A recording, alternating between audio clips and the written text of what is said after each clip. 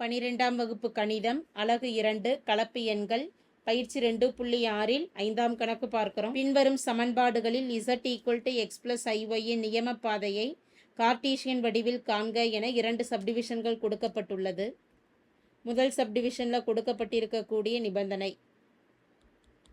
Modulus of z - 4 = 16. இசட்டுக்கு பதிலாக அதன் பொது வடிவம் x + iy இரண்டு சமன்பாடுகளையும் பிரதியிடணும்.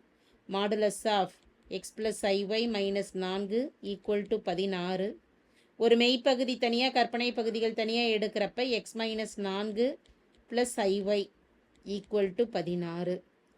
மாடுலஸ் ஆஃப் z என்பதை எப்படி எழுதலான்னா xzக்கு பதிலாக x + iy பிரதியிட்டு இதை சுருக்கக்கூடிய வழிமுறையானது மெய்ப்பகுதி ஸ்கொயர் ப்ளஸ் கற்பனை பகுதி ஸ்கொயர் x² + y². இந்த இடத்துல மெய்ப்பகுதி என்பது x - 4 ஹோல் ஸ்கொயர் ப்ளஸ் கற்பனை பகுதியானது y² = 16. இருபுறமும் வர்க்கப்படுத்தலாம். ரூட்டு கேன்சல் ஆகிறதுக்காக இருபுறமும் வர்க்கப்படுத்த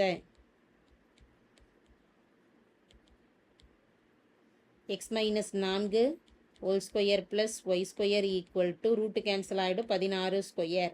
இதை விரிவுபடுத்தலாம். இயற்கணித முற்றொருமையை பயன்படுத்துகிற a - b ஹோல் ஸ்கொயர் எனும் பொழுது a² - 2ab + b². முற்றொருமையை பயன்படுத்தி விரிவுபடுத்துகிறப்ப ஏக்கு பதிலாக x² - 2aவின் மதிப்பானது x, bயின் மதிப்பானது 4 + b² 4² + y² = 16 × 16 256.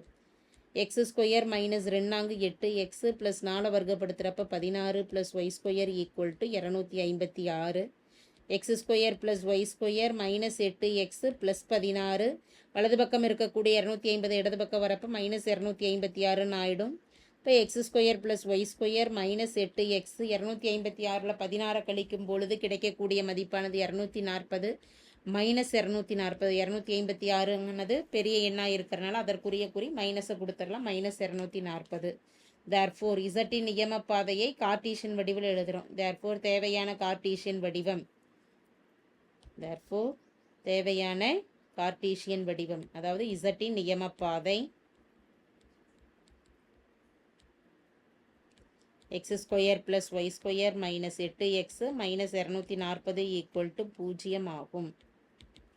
அடுத்து இரண்டாவது சப்டிவிஷனில் கொடுக்கப்பட்டுள்ள நிபந்தனையானது z - 4 whole square z - 1 modulus of z - 1² = 16. இசட்டிற்கு பதிலாக x + iy மதிப்புகளை பிரதியிடலாம். அப்போ modulus of x + iy - 4 whole square x + iy -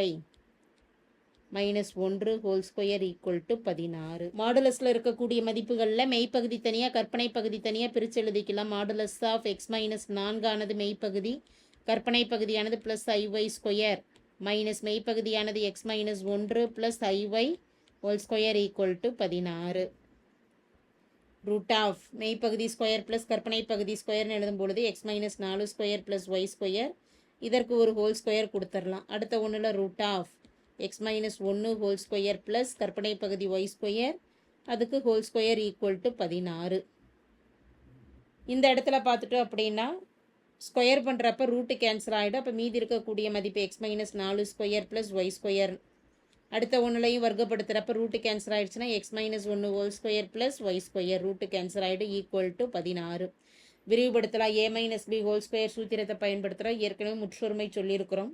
ஏக்கு பதிலாக x இருக்கு, x² - 2 a x, bயின் மதிப்பானது 4 + b² 4² + y².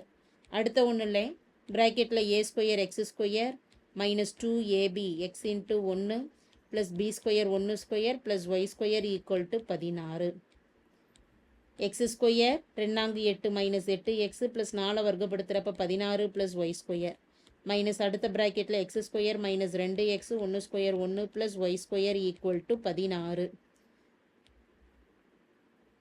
ப்ராக்கெட் ரிமூவ் பண்ணிடலாம். x² - 8x + 16 + y². அடுத்த ஒன்றில் ப்ராக்கெட்டில் இருக்கக்கூடிய ஒவ்வொரு மதிப்புகளையும் மைனஸால் பெருக்கிறப்ப -x² - × -2x -× +2x -1 -× +- y² = 16. +x² - x² cancel ஆகிடும். +y² - y² cancel. அடுத்து -8x + 2x என்னும் பொழுது மதிப்பானது -6x. 16 - 1 15 + 15 = 16. வலது பக்கம் இருக்கக்கூடிய மதிப்பும் இடது பக்கமே வரப்போ +16, இடது பக்கம் வரப்போ -16 ஆகும். -6x 1 - 16 எனும் பொழுது -1 = 0. முதல் மதிப்பு மைனஸில் இருக்கிறனால ஒரு மைனஸால் பெருக்கிக்கிட்டோம் அப்படின்னா -6xங்கிறது +6x ஆகிடும், -1ங்கிறது +1 ஆகிடும். 6x + 1 என்பது இசட்டின் நியமப்பாதை ஆகும். தேர்ஃபோர் இசட்டின் நியமப்பாதை கார்ட்டீசியன் வடிவில் இருக்கக்கூடிய இசட்டின் நியமப்பாதை 6x + 1 = 0 ஆகும். தேங்க்யூ.